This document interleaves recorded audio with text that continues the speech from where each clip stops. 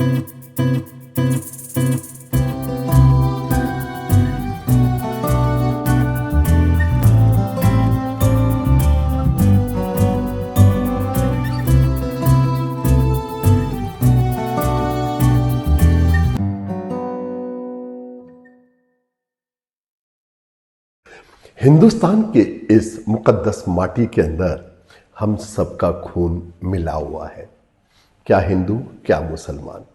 मगर 2014 के बाद एक ऐसी जहरीली बयार पूरे मुल्क में बह रही है कि हर कोई हर समस्या के लिए केवल और केवल मुसलमानों को जिम्मेदार ठहराता है।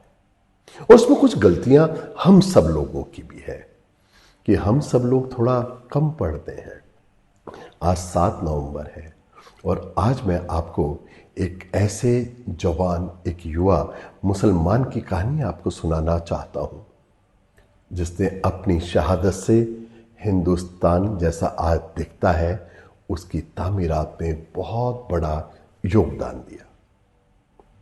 22 अक्टूबर 1947 कश्मीर के ऊपर कबायली हमला होता है। अगले ही कुछ देर में मुजफ्फराबाद फॉल हो जाता है। राजा हरि सिंह अभी कंफ्यूजन में है कि हिंदुस्तान के साथ मिलें, पाकिस्तान के साथ मिलें या एक आजाद मुल्क बना लें। और दूसरे ही दिन लश्कर बारामूला पहुंच गया।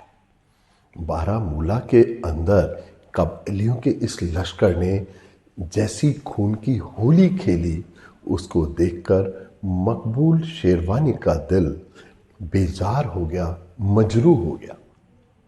उसको लगा कि जिस ढंग से हिंदू और सिखों को यहां मारा जा रहा है, अगर ये कबायलियों का लश्कर श्रीनगर तक पहुंच गया तो कयामत बर्पा होगी। आखिरकार हमारे इस हीरो मकबूल के दिल में इंसानियत की धड़कन थी। मकबूल एक कॉलेज स्टूडेंट थे, रहते बारामूला के पास सुंबुल गांव में थे और श्रीनगर के अंदर पढ़ाई करते थे। एक टूटी सी उनके पास मोटरसाइकिल थी। वो कबायलियों के कमांडर से मिले और कबायलियों के कमांडर को वो ये समझाने में कामयाब हो गए कि वही वाहिद एक ऐसे शख्स हैं जो उनको कश्मीर, श्रीनगर बहुत जल्दी पहुंचा सकते हैं।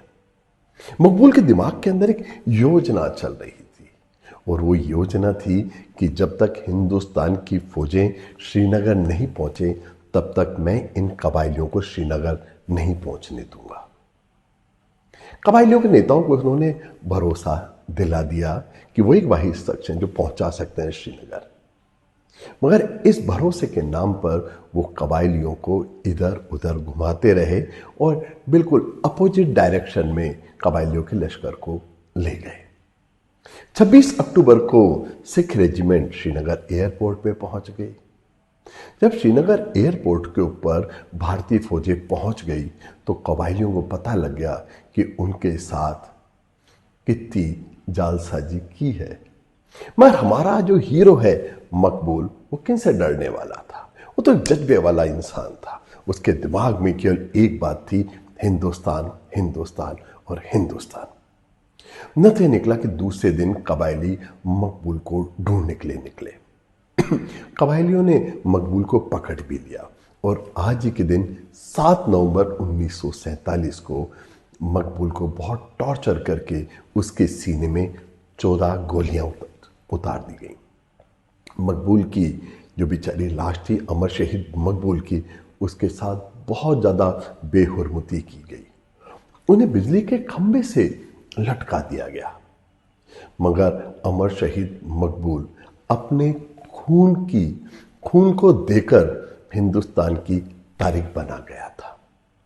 पर अब बात एक है कि जिस अमर शहीद ने अपने खून से हिंदुस्तान की तारीख लिखी, इसकी कहानी को हम में से कितने लोग जानते हैं? आज जरूरत इस बात की है कि ऐसे अनसंग हीरोज की कहानी हम कम से कम उन सब घृणा के सौदागरों के पास पहुंचाएं कि अगर हिंदुस्तान के मुसलमान का किरदार आपको देखना है तो मकबूल शेरवानी जैसी हजारों कहानियां हैं। और मैंने सोचा भी है कि हर थोड़े दिन बाद आपको ऐसे किसी किरदार की कहानी मैं पहुंचाऊंगा।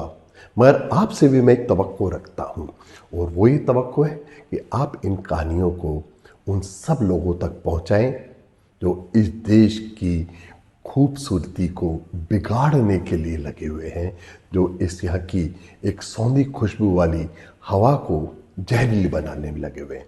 अगर हम सब मिलकर ये काम करेंगे तो हमारे इन अनसंग हीरोज़ को भी सच्ची श्रद्धांजलि होगी और घृणा के सौदागरों के मुंह पे करारा तमाचा होगा।